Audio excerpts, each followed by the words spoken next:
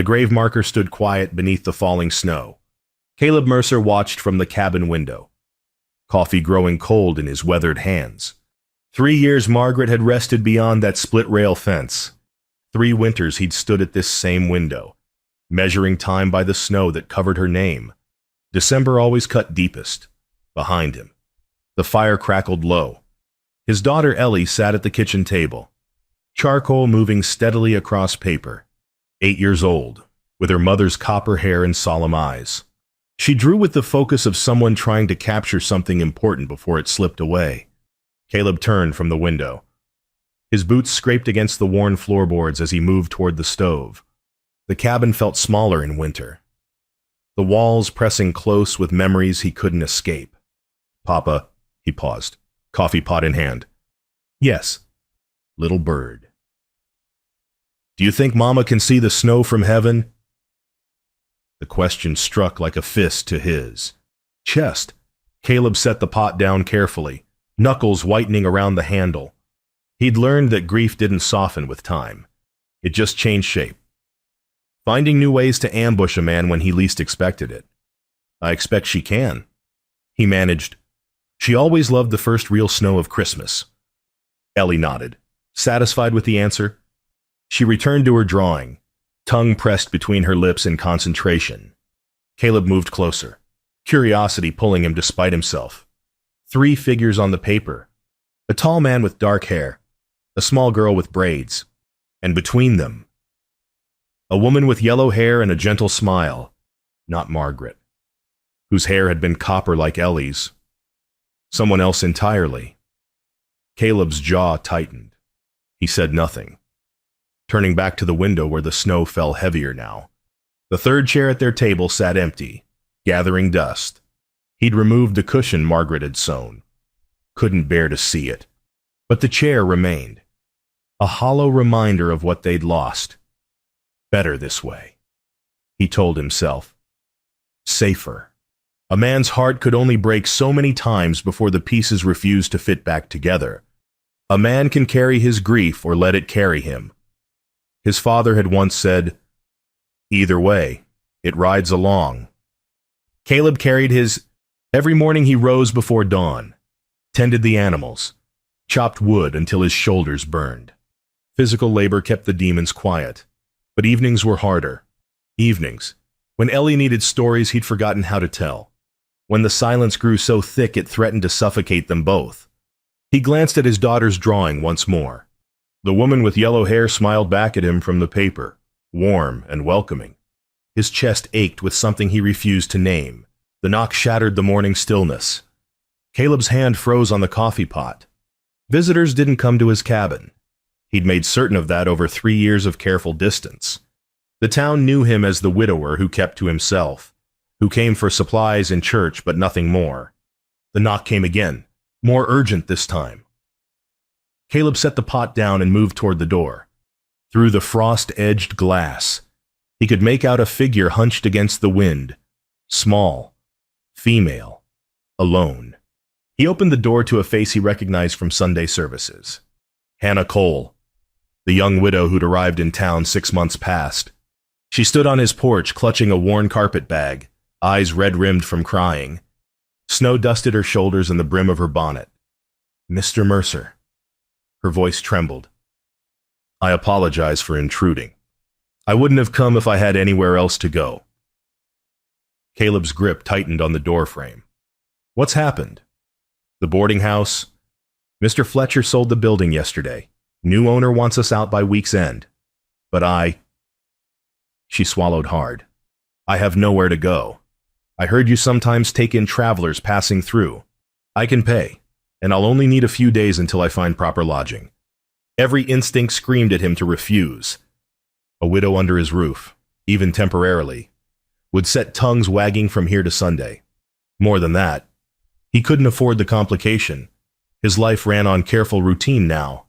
Wake, work, sleep, keep Ellie fed and clothed, survive until surviving felt less like dying. "Papa."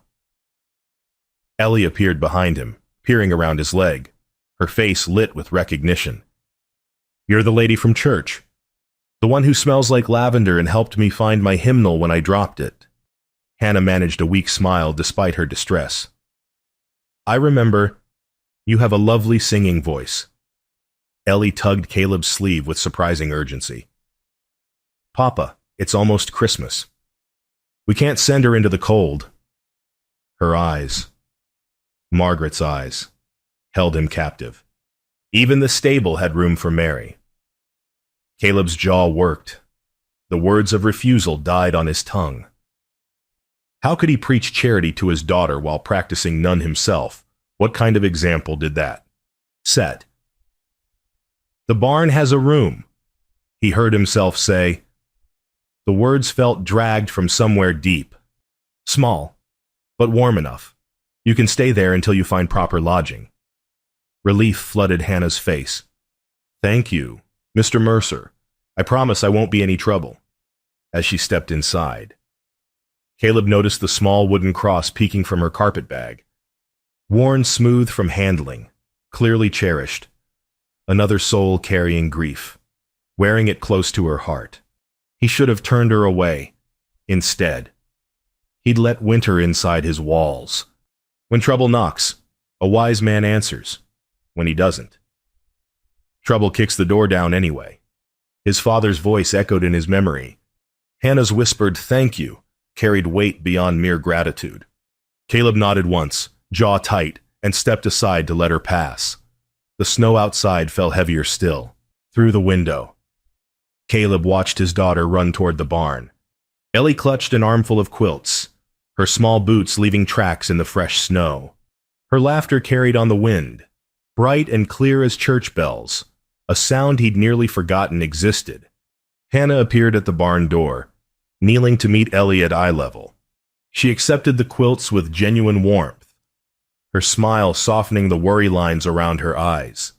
Caleb noticed she'd changed from her traveling clothes into a simple blue dress, her yellow hair now braided neatly. Yellow hair, like the woman in Ellie's drawing. He turned away from the window. Disturbed by the coincidence, the fire needed tending. That was all. He wasn't watching them, wasn't noticing how naturally they spoke together, how Ellie showed none of the shyness she usually wore like armor. When he looked again, Ellie had pulled out her drawing, the one with 3 figures. She held it up proudly, pointing to each person in turn. Even from this distance, Caleb could see Hannah's hand tremble as she touched the paper. His throat tightened. Margaret's final words rose unbidden from memory. She'd been lucid near the end, fever temporarily releasing its grip. She'd gripped his hand with surprising strength. Don't let your heart become her grave. Caleb, promise me. Live. Love. Let our girl see what love looks like. He'd promised. What else could he do? But promises made to the dying were easier spoken than kept. That evening, Ellie burst through the cabin door, cheeks flushed with cold and excitement. She stomped snow from her boots and unwound her scarf with urgent fingers. Papa, can Mrs. Cole join us for Christmas dinner, please? Caleb looked up from the harness he was mending. Ellie, that's not appropriate. Why not? Her brow furrowed. She's alone, too. Papa, like us. It's Christmas. Nobody should eat Christmas dinner alone. We're not alone. We have each other. Her silence cut deeper than any argument could.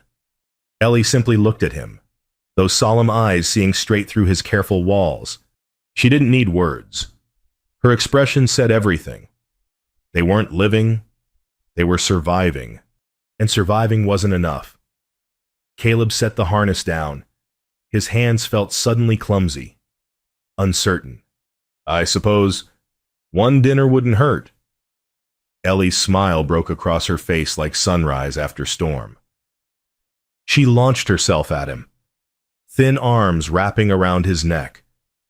Thank you, Papa. Thank you.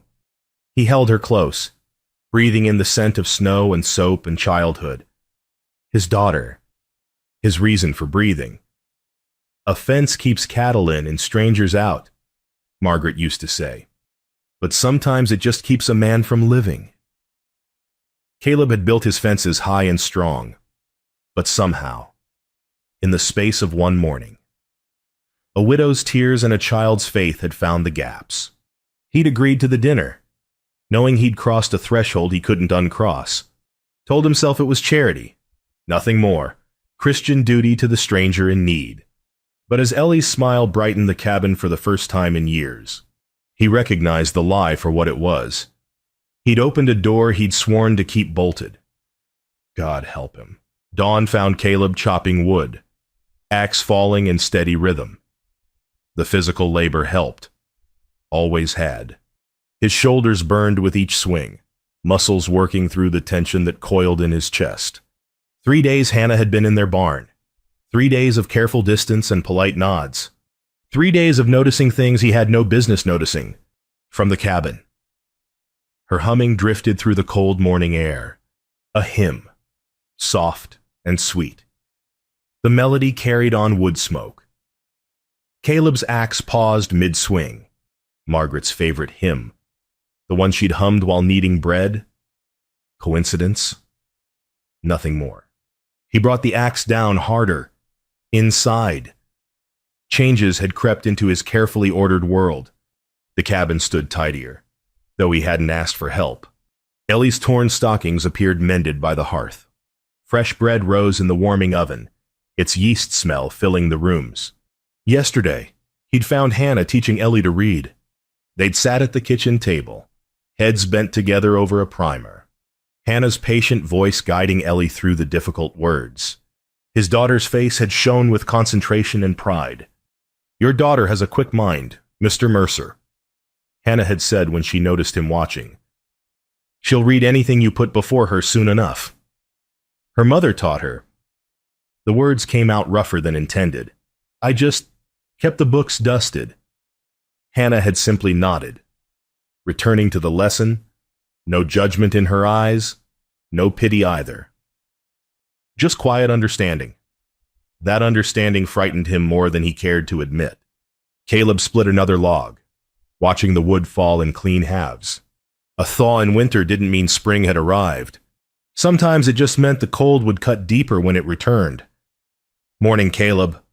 He turned to find his neighbor, Tom Bradley, riding up the path. Tom tipped his hat, breath fogging in the cold air. "Morning, Tom. What brings you out this way?" "Heading to town for supplies. Thought I'd check if you needed anything." Tom's eyes drifted toward the cabin where smoke curled from the chimney. "Good to see life returning to your place. Been too quiet out here too long." Caleb's grip tightened on the axe handle. "She's just staying temporarily, until she finds proper lodging." Didn't mean anything by it. Tom's expression softened. "Just nice to hear your girl laughing again." "Sound carries far in winter," he wrote on before Caleb could respond. That night, Caleb lay awake staring at the ceiling. Hannah's humming echoed in his mind, refusing to fade. The cabin felt different with her presence, as if someone had opened a window to let fresh air into a room long closed. "Two broken people don't make a whole," he told himself firmly. But his heart, that traitorous organ, beat faster anyway. Firelight danced across 3 faces gathered close. Christmas Eve had arrived with heavy snow and temperatures that drove even the hardiest souls indoors. Caleb sat in his chair by the hearth, Hannah on the settle across from him, Ellie between them on the braided rug. Pine boughs decorated the mantel, their sharp green scent mixing with wood smoke. For one treacherous moment, they looked like family. "Tell a story, Mrs. Cole," Ellie pleaded. "Please, Papa's stories are always about cattle prices and fence repairs." Caleb huffed, but he couldn't deny it. Margaret had been the storyteller. He'd just provided the audience. Hannah smiled, but something sad flickered in her eyes. "What kind of story would you like?" "A true one. About you." The request hung in the air. Caleb watched Hannah's face carefully, seeing the struggle there. Finally, she nodded. "My husband's name was Thomas. We married young, full of dreams about building a life together." Her voice softened with memory. "He worked the logging camps, dangerous work, But he was careful, or so I thought. Ellie scooted closer, small hand finding Hannah's. 2 years ago, there was an accident. A tree fell wrong. Hannah's fingers tightened around Ellie's. They told me he didn't suffer. I hope that's true. Caleb's hands gripped the chair arms, knuckles whitening. Her words mirrored his own loss so closely it hurt to breathe. I came west hoping to start fresh, Hannah continued. Thought if I went somewhere he'd never been, the grief might not follow. A sad smile touched her lips. But grief's a faithful companion. It rides along no matter how far you travel. Like Papa's grief, Ellie said softly. He carries it everywhere too. Caleb's chest tightened. Out of the mouths of babes. Later, after Ellie had fallen asleep. Hannah moved to leave. She paused at the door, turning back to face him. Thank you, Mr. Mercer, for your hospitality, for letting me share Christmas Eve with your family. Just giving you a place to stay, nothing more. The words sounded hollow even to his own ears. No. Her voice was quiet but firm. It's more than that. You've given me hope that kindness still exists, that not everyone turns away from a widow's troubles. Their eyes met across the lamplight. Something crackled between them, dangerous as lightning before a storm. Good night, Mrs. Cole. Good night, Mr. Mercer. She left, and the cabin felt suddenly colder. Caleb stared at Margaret's wedding ring on his finger, gold catching firelight. Promises made years ago. He'd sworn to love her forever.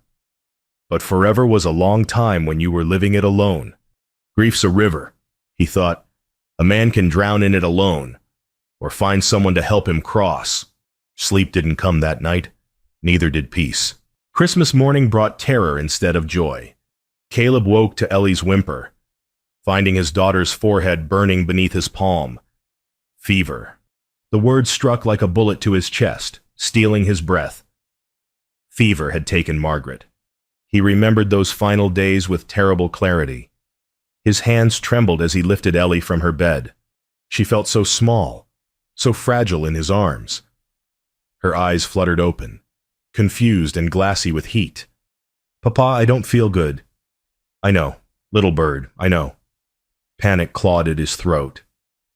He needed to do something, but his mind had gone blank.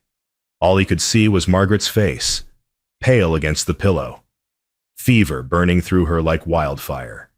The cabin door opened, bringing cold air and Hannah's voice. I brought fresh eggs for breakfast. Thought we could... She stopped, seeing his face. What's wrong, Fever? The word came out strangled. She has fever. Hannah moved with calm efficiency that cut through his paralysis. She touched Ellie's forehead, then her neck, assessing with practiced hands. Get cold water from the well. Clean cloths, quickly. Caleb obeyed, grateful for direction. His boots felt clumsy on the floor as he gathered supplies.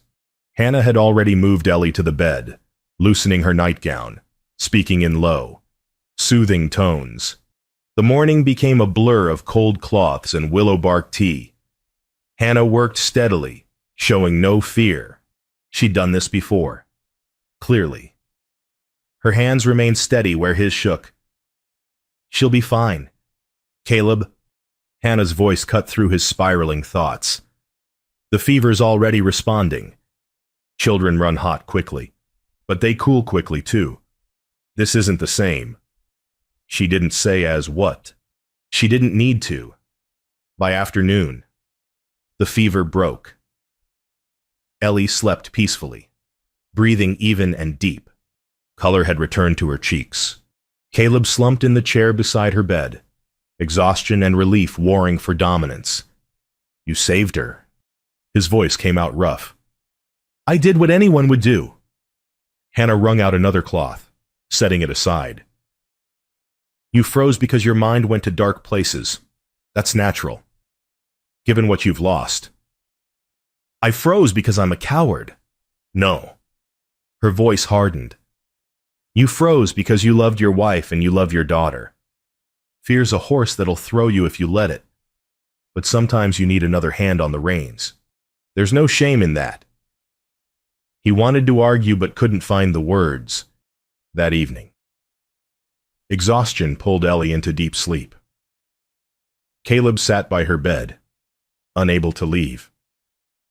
Through the cracked door, he heard Hannah in the kitchen, cleaning the cups and cloths. Then Ellie stirred, eyes opening just slightly. Mrs. Cole? Her voice was small, drowsy. Hannah appeared at the doorway. I'm here, sweetheart. Will you stay? Not just tonight. Forever. Caleb held his breath. Hannah knelt beside the bed, stroking Ellie's hair. Oh, sweetheart, I wish. But that's not for me to decide. I wish you could be my mama, Ellie whispered. You're kind like she was. Papa needs someone kind. Hannah's voice caught. Your papa loves you very much. That's enough. But he's sad all the time, even when he smiles. His eyes stay sad. Ellie's own eyes began to close again. I don't think Mama would want us to be sad forever. Caleb backed away from the door, heart pounding loud enough to wake the dead. His daughter understood what he refused to see. Margaret wouldn't want them sad forever. But knowing and accepting were different beasts entirely. Wind howled against the cabin walls like a wounded animal. The storm had arrived with fury, snow driven sideways by gale-force winds. December 26th, and winter had decided to remind them of its power. Inside, the fire blazed high, but Caleb felt cold to his bones. Hannah stood by the table, folding her belongings into the worn carpet bag. I found a room in Clearwater, she said, not meeting his eyes. Mrs. Patterson has space above her dress shop. I'll leave when the storm passes. Caleb stood by the window, watching snow pile against the glass. Each item she folded felt like a nail in Hope's coffin. The cabin would return to its silence. The third chair would gather dust again. That's probably for the best, he heard himself say. The words tasted like ash. Hannah paused, hand stilling on a folded shawl. Yes, probably best for everyone. Ellie had cried herself to sleep an hour ago, clutching the drawing she'd made. The one with 3 figures. Caleb had heard her whispering to the paper, telling the yellow-haired woman goodbye. Thank you for your hospitality, Mr. Mercer. Hannah's voice carried forced brightness. You've been kind. Hannah, The words died on his tongue. What could he say? Stay, don't leave us. His heart screamed the words his mouth refused to form. I understand. She finally looked up, and he saw tears shimmering in her eyes. Some doors are meant to stay closed. Some griefs are too heavy to share. She returned to her packing. Caleb retreated to his chair by the dying fire, feeling smaller than he had in years, alone by the embers. He pulled Margaret's wedding ring from his finger for the first time in 3 years. The gold caught the firelight, warm and gleaming. He remembered the day he'd placed it there. Margaret's smile brighter than any summer sun.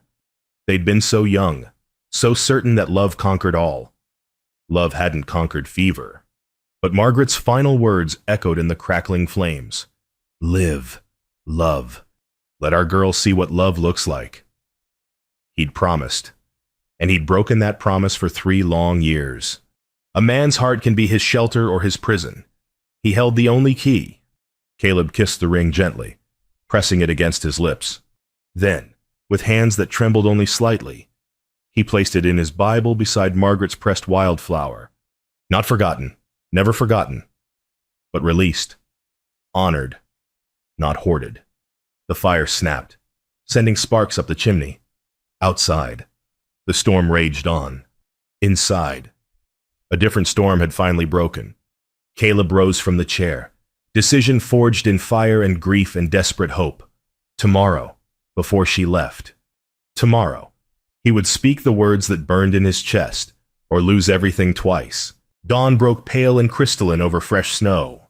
The storm had passed, leaving the world scrubbed clean and glittering. Caleb stood at his window, watching the sunrise paint the snow in shades of rose and gold. His breath fogged the cold glass. Today. It had to be today. He'd dressed carefully, even shaved the stubble from his jaw. His hands had been steady, surprisingly so. The decision made. The path now seemed clear. Through the window. He saw Hannah emerge from the barn. She carried her carpet bag, bonnet tied firmly against the cold. Her shoulders were set with determination. But even from this distance, he could see the redness around her eyes. She'd been crying. His heart hammered against his ribs as she walked toward the cabin. Each step brought her closer to goodbye. Each footprint in the fresh snow marked the ending of something that had barely begun. Hannah climbed the porch steps. She paused at the door, carpet bag clutched against her chest like armor. Her hand rose to knock. Caleb opened the door before she could. They stood facing each other, breath clouding between them. Hannah's eyes glistened with unshed tears. "I wanted to thank you properly," she said, voice steady despite the trembling of her chin. "Before I leave, you and Ellie have given me—" She swallowed hard.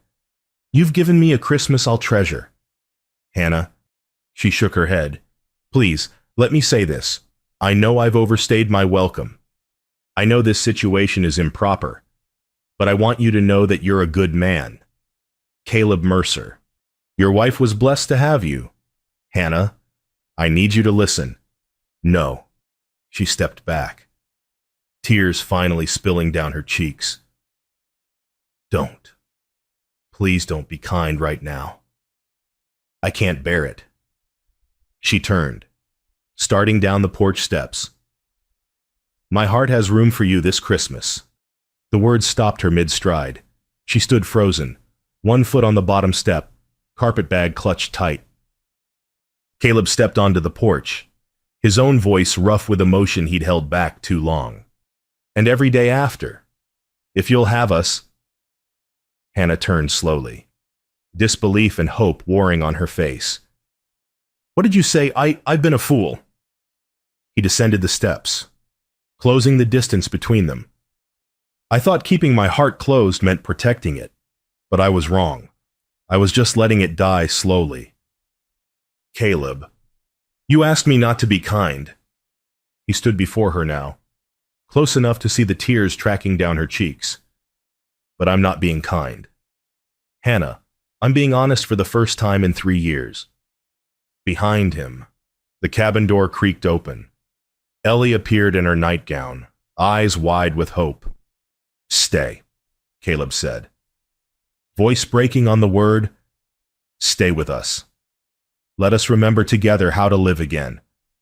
Hannah's carpet bag fell into the snow with a soft thud. Her hands covered her mouth, shoulders shaking with sobs she couldn't contain.